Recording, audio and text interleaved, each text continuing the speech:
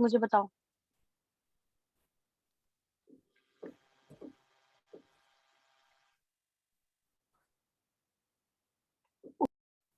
Yes, which student will repeat all the points that we have discussed now?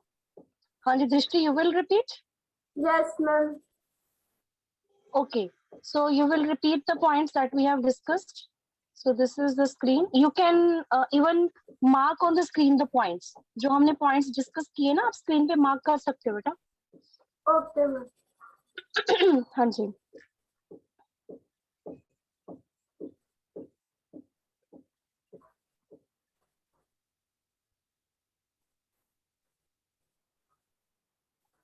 Ma'am Okay, start telling. Ma'am मुझे यहाँ पे option नहीं show हो रही mark की. तो कोई बात नहीं, वैसे ही बता दो, मैं मार्क कर देती हूँ. Okay, ma'am. Surat, it was the emporium of Western trade, and it was also the gateway for trade with West Asia. And several people came from different countries, and it is the cosmopolation and people from Portuguese, Dutch, and English. They came from various countries to Surat. There were also retail and wholesale shops selling cotton textiles. There were rest houses to take care of the needs of the people who come from all over the world to the city of Surat. And there were Kathiawad, Seths or Mahajans, money changers who had huge banking houses at Surat. सब आपके पास कितने सारे points है? ठीक है, अगर आपसे पूछा जाए कि व्हाई सूरत इज इम्पोर्टेंट और why different people they were visited there, तो आपके पास बहुत सारे पॉइंट्स है कि क्यों आते थे. उनके पास बहुत सारी ऑप्शंस थी यहाँ आने की, है ना. ये देखो बहुत सारी ऑप्शंस है उनके पास, डिफरेंट रीजंस है उनके पास यहाँ पे आने के. कोई किसी रीजन से आ रहा है, कोई किसी रीजन से आ रहा है. उनको यहाँ पे ट्रेड करने में भी कोई प्रॉब्लम नहीं हो रही क्योंकि बैंकिंग हाउस है यहाँ पे, है ना. तो ये सारे डिफरेंट पॉइंट्स है जो कि आप इसमें लिख सकते हो कि why Surat was considered important or what was the importance of Surat or why people from distant places they were visiting Surat. ठीक है, तो ये सारे पॉइंट्स आ गए. अब नेक्स्ट हमारा है कि सूरत इतना इंपॉर्टेंट था लेकिन बाद में क्या होना स्टार्ट हो गया, इसका डिक्लाइन. अब डिक्लाइन क्यों स्टार्ट हुआ? सूरत बिगेन टू डिक्लाइन. डिक्लाइन जैसे कि हमने हम्पी के बारे में किया था. हम्पी का डिक्लाइन हुआ था जब डेक्कनी सुल्तान्स ने विजयनगर के ऊपर अटैक किया और उसको अपने कंट्रोल में ले लिया. लेकिन सूरत का डिक्लाइन कब हुआ? जब यहाँ पे मार्केट्स वगैरह कम होनी शुरू होगी. तब मार्केट्स वगैरह यहाँ पे कम कब हुई? जब जो मुगल यहाँ पे रूलर्स थे, ठीक है, क्योंकि 17th सेंचुरी में मुगल रूलर्स थे. लेकिन जब मुगल एम्पायर का डिक्लाइन हुआ उसी के साथ ही यहाँ पे जो दूसरे हम कह सकते हैं कि कंपिटिटर थे, मुगल एम्पायर का डिक्लाइन हो गया. ठीक है, डिक्लाइन ऑफ मुगल एम्पायर. लेकिन उसी के साथ जो पोर्टुगीज थे, ठीक है, वो ज्यादातर यहाँ पे आने शुरू हो गए.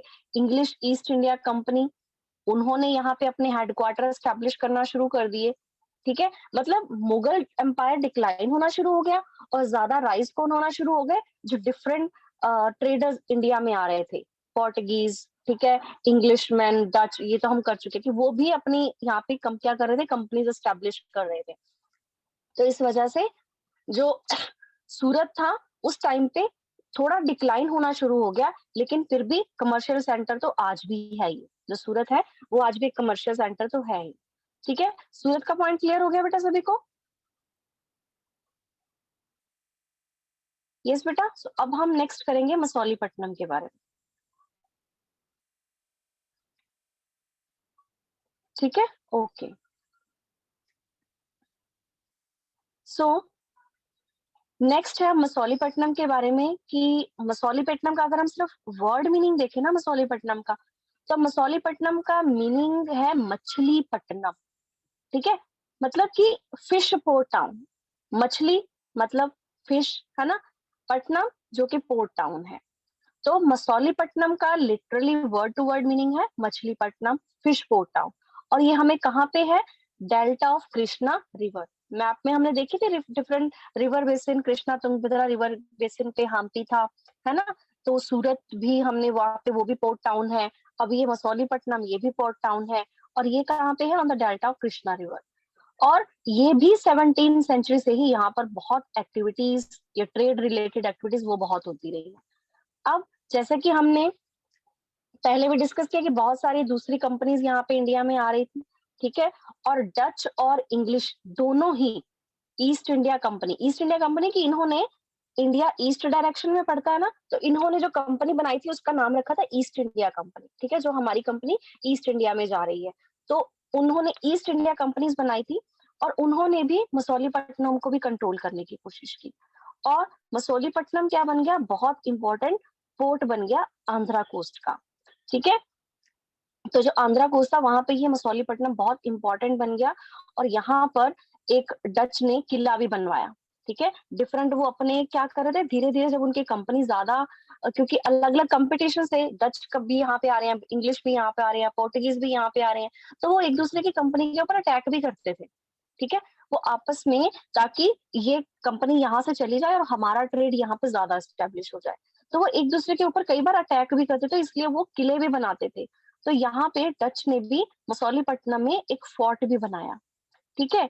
और इसके बाद जैसे यहाँ पे, उसके बाद जो यहाँ पे कुतुबशाही रूलर्स, ठीक है, जो यहाँ के रूलर्स थे, कुतुबशाही रूलर्स थे, गोलकोंडा रीजन था यहाँ पे। तो गोलकोंडा रीजन ने भी इन जो भी हमारे यहाँ पे सेल हो रही थी टेक्सटाइल की, स्पाइसेस की या दूसरी आइटम की, ठीक है, तो उनकी सारी आइटम्स के ऊपर उन्होंने कई तरह की रॉयल मोनोपलीज लगा दी कि टैक्सेस देने पड़ेंगे, कि जो भी यहाँ पे डिफरेंट कंपनीज आ रही है ना, तो उनको टैक्सेस देने पड़ेंगे। ये सिर्फ रॉयल मोनोपली है, सिर्फ ये हमारी, हम कह सकते हैं कि जो राजा राजा लोग ही बेच सकते हैं, ठीक है, मतलब राजा के अंडर, उसके ऑर्डर के बिना कोई नहीं बेच सकता। तो उसने अपनी रॉयल मोनोपोली इस पे एस्टेब्लिश कर ली, टेक्सटाइल, स्पाइसेस या दूसरी आइटम्स पे, ठीक है, ताकि जो हमारा ये ट्रेड है, ये हमारी सारी चीजें हैं, तो दूसरी जो इतने भी ईस्ट इंडिया कंपनीज हमारे इंडिया में आ रही हैं, तो ये सारी उनके हाथों में ना चली जाए। अगर उनका कंट्रोल एस्टेब्लिश हो गया तो वो तो सारा कुछ बेनिफिट वही ले जाएंगे, ठीक है। तो इसलिए कुतुबशाही रूलर्स ने कुछ उनके ऊपर रिस्ट्रिक्शंस लगा दी। और यहाँ पे कंपटीशन जो था, वो कंपटीशन बहुत चल रहा था। कंपटीशन अब किस किस के बीच में चल रहा था, competition among various trading group, बहुत सारे ट्रेडिंग ग्रुप्स थे। गोलकोंडा नोबल्स हो गए, ठीक है, वहां पे पर्शियन मर्चेंट्स थे। उसके बाद तेलुगु कमाटी चैटीज, ये भी एक ट्रेडिंग कम्युनिटी थी, ठीक है, वीवर्स कम्युनिटी थी। यूरोपियन ट्रेडर्स, तो यहाँ पे अलग अलग ट्रेडर्स इस एरिया में आके रह रहे थे, जिससे कि ये एरिया बहुत प्रॉस्पर हो गया, बहुत पॉपुलस हो गया, बहुत लोग यहाँ पे आ गए, ठीक है। और जैसे जैसे मुगल्स ने अपनी पावर गोलकोंडा रीजन में भी यहाँ पे एक्सटेंड करनी शुरू कर दी, फिर एक और मीर जुमला, यहाँ वो भी यहाँ पे गवर्नर था, ठीक है, वो एक मर्चेंट भी था। तो उसने भी आपस में, जैसे अब उस टाइम पर क्या कंपटीशन हो रहा था, तो डच और इंग्लिश को भी उसने आपस में एक दूसरे को लड़ाना शुरू कर दिया, ठीक है। लेकिन धीरे धीरे यहाँ पे सबसे बात 1686 की अगर हम बात करें, तो वहां पे इसका कंट्रोल किसका हो गया, मुगल एम्परर का, ठीक है। मीन्स के यहाँ पे बहुत सारे ट्रेडर्स आ रहे हैं, सारे अलग अलग अपना अपना रोल हम कह रहे प्ले कर रहे हैं, सभी अपना अपना बेनिफिट लेने की कोशिश कर रहे हैं। और ट्रेड किन किन चीजों का हो रहा है, टेक्सटाइल, स्पाइसेस, इन सारी चीजों का, है ना। तो यहाँ कंपटीशन बहुत है इन सारी ट्रेडिंग ग्रुप्स में, सभी अपना अपना बेनिफिट लेने की कोशिश कर रहे हैं। और बाद में यहाँ पर 1686 में तो मुगल एम्परर का यहाँ पे कंट्रोल हुआ, ठीक है। लेकिन थोड़ी देर बाद this cause the European companies, और दूसरी यूरोपियन कंपनीज के बाद भी एक और यहाँ पे अल्टरनेटिव था। वो क्या था, उन्होंने सिर्फ यहाँ पे, क्योंकि अब वो क्या कर रहे हैं, अपना वो ट्रेड यहाँ पे एस्टेब्लिश कर रहे हैं, है ना। तो उनको और ज्यादा यहाँ पे चाहिए कि कंट्रोल, हम और ज्यादा कंट्रोल यहाँ पे एस्टेब्लिश करें, क्योंकि जैसे हमने बात की कि उन्होंने किले भी एस्टेब्लिश करने शुरू कर दिए थे, ठीक है, अपनी पावर को इंक्रीज कर रहे थे, वो बढ़ाना शुरू कर रहे थे। इधर जो रॉयल है और राजा है, तो जैसे हमने शाही रूलर्स, वो भी क्या कर रहे थे, वो भी रॉयल मोनोपलीज एस्टेब्लिश करने की कोशिश कर रहे थे। कंपटीशन बहुत हो रहा था। तो इस तरह यूरोपियन कंपनीज ने कुछ और भी ऑल्टरनेटिव देखे। उन्होंने क्या देखा, उन्होंने देखा कि हमारा ये जहाँ पे भी ये मसौलीपट्टनम पोर्ट है, यहाँ पे प्रोडक्शन सेंटर्स भी हैं, ठीक है। It had connection with port production centres of hinterland, hinterland भी हम कर चुके हैं ना, एरिया से बाहर वाला, जो फोर्ट जो भी हमारा फोर्टिफाइड टाउन है उससे जो बाहर वाला एरिया है, तो वहां पे काफी प्रोडक्शन सेंटर्स हैं, ठीक है। तो अब न्यू कंपनी, ये जो न्यू कंपनीज आ रही हैं, तो इन्होंने सोचा कि इनको अब अपनी पावर इंक्रीज करनी चाहिए, पॉलिटिकल, एडमिनिस्ट्रेटिव, कमर्शियल, मतलब हर तरह का रोल प्ले करना है। तो धीरे धीरे वो आप नेक्स्ट क्लासेस में करोगे कि कैसे कंपनी ने धीरे धीरे अपना सारा कंट्रोल एस्टेब्लिश करना शुरू कर दिया। अभी हम सिर्फ थोड़ा ब्रीफली कर रहे हैं, ठीक है। नेक्स्ट क्लासेस में आप इसको बहुत डीपली करोगे कि किस तरह से ये सारी कंपनीज ने अपना सारा कंट्रोल एस्टेब्लिश कर लिया और यहाँ इंडियन रूलर्स तक को हरा दिया। और जैसे हमें पता ही है कि इंग्लिश यहाँ पे रूल करके गए हैं ना, यहाँ पे ब्रिटेन का रूल था। तो कैसे ये ट्रेडिंग कंपनी आई और बाद में ट्रेड करना स्टार्ट हुई, वो हम नेक्स्ट क्लास में करेंगे। अभी सिर्फ ब्रीफली इतना समझ लो कि बहुत सारी ट्रेडिंग कंपनीज आ रही थी, ठीक है। सभी यहाँ पे क्या करने की कोशिश कर रहे थे, अपना कंट्रोल एस्टेब्लिश करने की कोशिश कर रहे थे और अपने नए नए ट्रेड सेंटर बनाने की कोशिश कर रहे थे। और ट्रेड सेंटर बनाते बनाते इन्होंने धीरे धीरे पॉलिटिकल, एडमिनिस्ट्रेटिव और कमर्शियल रोल इन सबको कंबाइन कर लिया। और सबसे पहले इन्होंने कौन से एरियाज पे कंट्रोल किया, बॉम्बे, कलकत्ता और मद्रास, ठीक है, इन एरियाज पे कंट्रोल किया। और Masulipatnam lost both its merchant and prosperity. अब कंट्रोल कहाँ पे एस्टेब्लिश हो गया यूरोपियन कंपनीज का, बॉम्बे, कलकत्ता और मद्रास, इन तीनों एरियाज पे ज्यादा कंट्रोल एस्टेब्लिश हो गया। और फिर मसौलीपट्टनम की जो उस टाइम पर इंपॉर्टेंस थी वो धीरे धीरे खत्म होनी शुरू हो गई, ठीक है। मसौलीपट्टनम में मेन चीज क्या थी, एक तो ये इसका नाम, ठीक है, इसका नाम आपने याद रखना है। फिर यहाँ पे डिफरेंट ट्रेडर्स जो यहाँ पे आ रहे थे वो अपने प्रोडक्शन सेंटर यहाँ पे एस्टेब्लिश कर रहे थे। लेकिन धीरे धीरे मुगल एम्परर ने भी पहले 1687 तक अपना यहाँ पे गोलकोंडा रीजन में अपना पूरा एस्टेब्लिश कर लिया था कंट्रोल। फिर धीरे धीरे यूरोपियन कंट्रीज ने अपना और ज्यादा पार्ट हम कह सकते कि रोल प्ले करना शुरू किया। उन्होंने और अल्टरनेटिव देखी और एरियाज को कंट्रोल करना शुरू किया। अपने पॉलिटिकल, एडमिनिस्ट्रेटिव जो थे एरियाज और ज्यादा अपने अंडर जो उनके एरियाज थे वो बढ़ाने शुरू किए, ठीक है। और उन्होंने कौन से रीजन पे कंट्रोल कर लिया, बॉम्बे, कलकत्ता, मद्रास। और उसके बाद इस मसौलीपट्टनम की जो हम कह रहे इंपॉर्टेंस थी, प्रोस्पेरिटी थी, वो थोड़ी डिक्लाइन होनी शुरू हो गई। क्लियर, यहाँ तक पॉइंट्स क्लियर है? यस बेटा, ठीक है। अब ये जो आपको कौन कौन से ट्रेडर यहाँ पे आ रहे थे या कैसे वो अपना कंट्रोल एस्टेब्लिश कर रहे थे, तो ये डिटेल में नहीं करना, इसको हम सिर्फ ब्रीफली डिस्कस कर रहे हैं, ठीक है। ये सिर्फ आपने ब्रीफली देखना है। तो इसमें अब नेक्स्ट जो है, अब ये लास्ट हमारा जो रह गया है पॉइंट, वो है new traders and towns and traders, ठीक है। तो ये और साथ में हम क्वेश्चन आंसर डिस्कस करेंगे। अभी ये तीनों टाउन्स क्लियर हो गए। जैसे कि हमारा टॉपिक क्या चल रहा है, town, traders and craft person, यही हमारा टॉपिक है ना, कि डिफरेंट तरह के टाउन डेवलप हो रहे थे। अब इस तीनों टाउन्स में जैसे हमने हम्पी की बात की, तो हम्पी कैपिटल टाउन भी था, टेम्पल टाउन भी था, है ना। सूरत ये कौन सा टाउन था, मार्केट टाउन। यहाँ पे क्या है, एस्टेब्लिश हो रही, मार्केट एस्टेब्लिश हो रही है, ज्यादातर यहाँ पे मार्केट्स की बात की हमने, ठीक है, मार्केट टाउन। और ये मसौलीपट्टनम, ये भी मार्केट टाउन, यहाँ पे मार्केट्स डेवलप हो रही थी अलग अलग, डिफरेंट कंपनीज आके वो भी अपने ट्रेडिंग सेंटर एस्टेब्लिश कर रहे थे।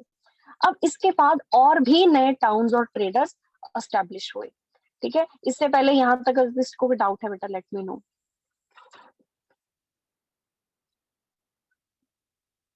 ठीक है, तो अभी अभी तक हमने हम्पी, हम्पी की इंपॉर्टेंस क्या थी, सूरत, सूरत के डिफरेंट इंपॉर्टेंस के पॉइंट्स क्या थे, है ना, और उसके बाद मसौलीपट्टनम।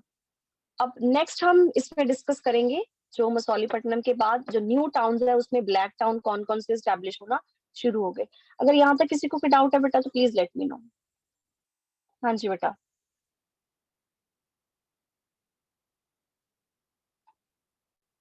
You can write in chat box बेटा।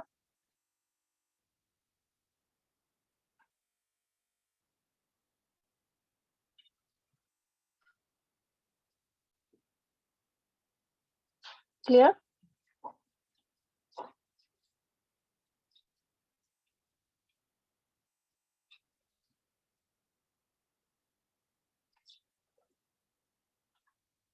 ओके दृष्टि, so now you can stop the recording, ठीक है।